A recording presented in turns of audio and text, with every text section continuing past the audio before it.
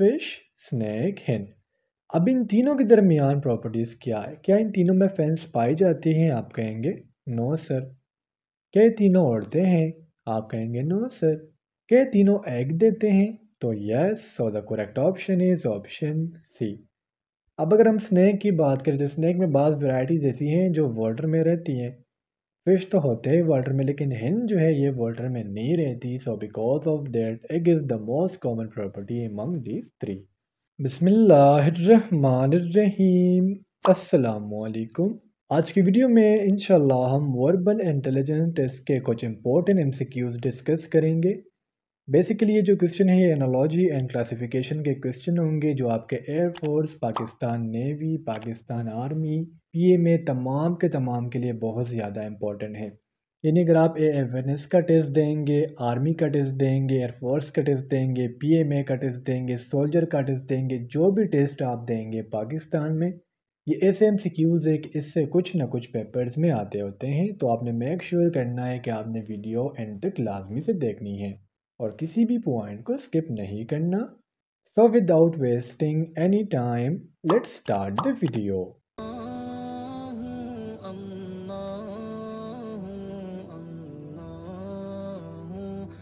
The first MCQs is airplane, bird, फिर fan. देखिए students, अगर हम गिवन क्वेश्चन पर फोकस करें तो तीन चीज़ें दी गई हैं, एयरप्लेन, फिर बर्ड, फिर फैन। अब ये तीनों क्या फ्लाई करती है?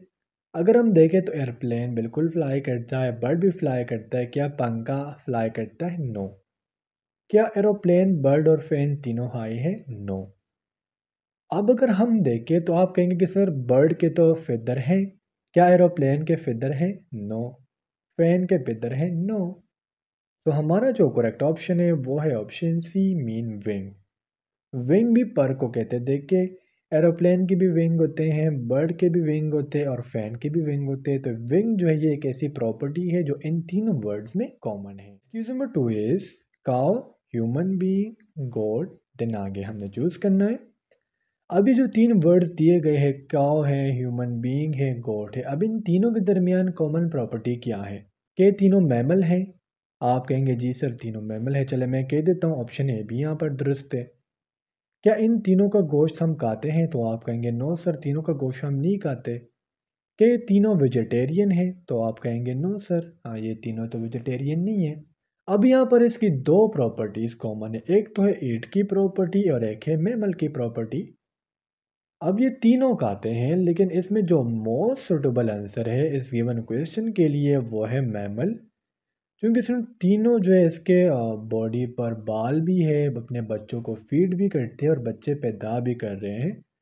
सो cow, human being and goat और mammal. Question number 3 is cover, hide, conceal. अब यहाँ पर देखिए स्टूडेंट्स, कवर भी किसी चीज़ को छुपाना, हाइड भी किसी चीज़ को छुपाना और कंसील भी किसी चीज़ को छुपाना।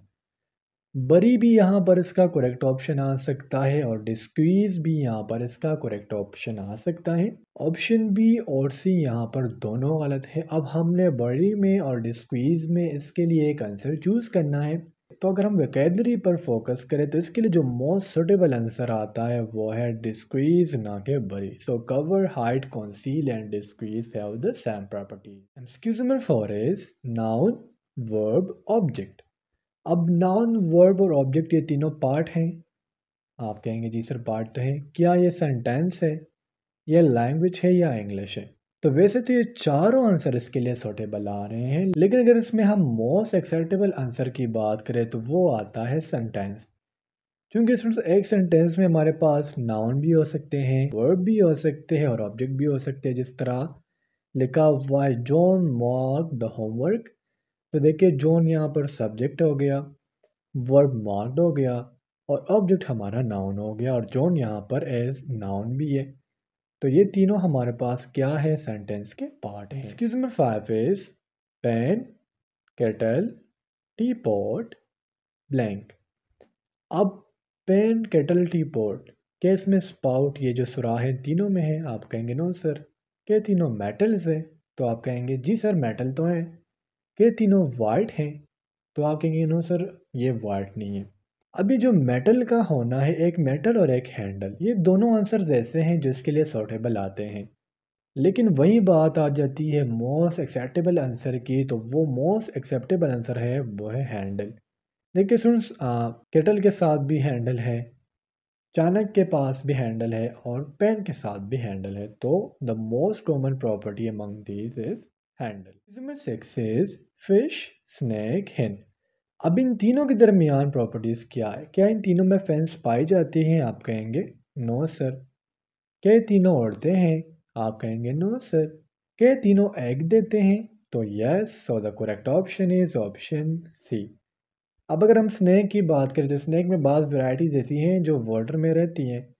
फिश तो होते हैं वाटर में, लेकिन hen जो है ये वाटर में नहीं रहती। So because of that egg is the most common property among these three. Number 7 is telephone, letter, computer. अब टेलीफोन, लेटर और कंप्यूटर के दरमियान क्या ये वर्ड्स हैं? तो हाँ, आप कहेंगे सर बिल्कुल वर्ड्स है। ईजी, तो ईजी तो नहीं है। क्या ये कम्युनिकेशन करवाती है? तो यस, ये कम्युनिकेशन करवाती है। क्या ये मीडियम है? तो नो। अब आपने कहा कि ऑप्शन बी जो है और डी ये दोनों तो गलत हैं। अब टेलीफोन, लेटर और कंप्यूटर तीनों इसमें वर्ड्स भी है, लेकिन इसका जो मेन काम है इनका है वो है कम्युनिकेशन, यानी एक दूसरे से राब्ता करना। ये लेटर, टेलीफोन और कंप्यूटर का काम है। Excuse number 8 is motorcycle, aeroplane, car. क्या इन तीनों के टेल है? आप कहेंगे no.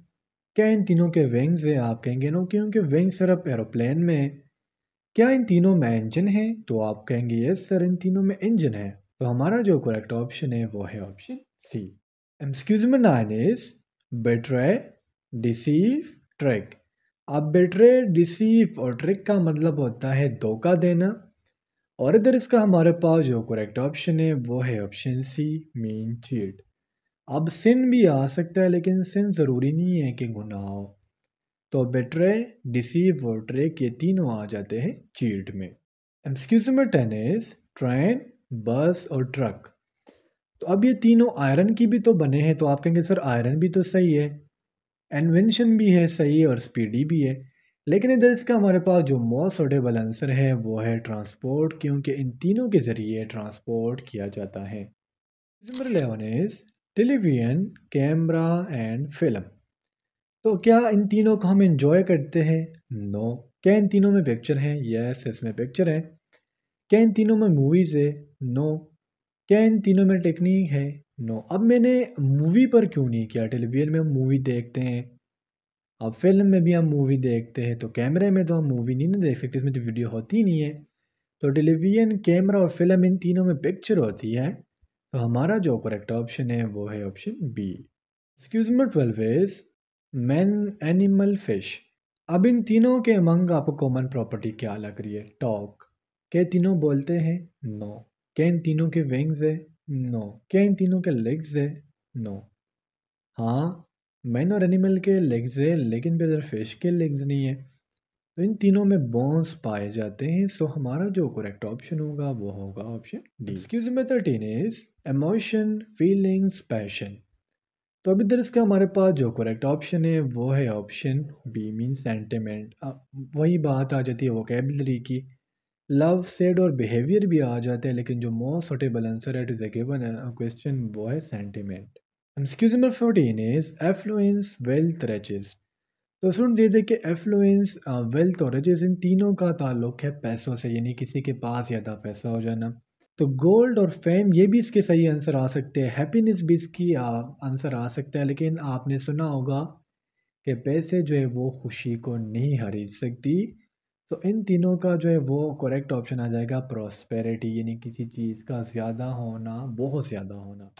Excuse number 15 is mountain, chair, carpet. अब माउंटेन, चेयर, कारपेट ये नॉन लिविंग है, तो यस ये नॉन लिविंग है। क्या सॉलिड है? हाँ, ये सॉलिड भी है।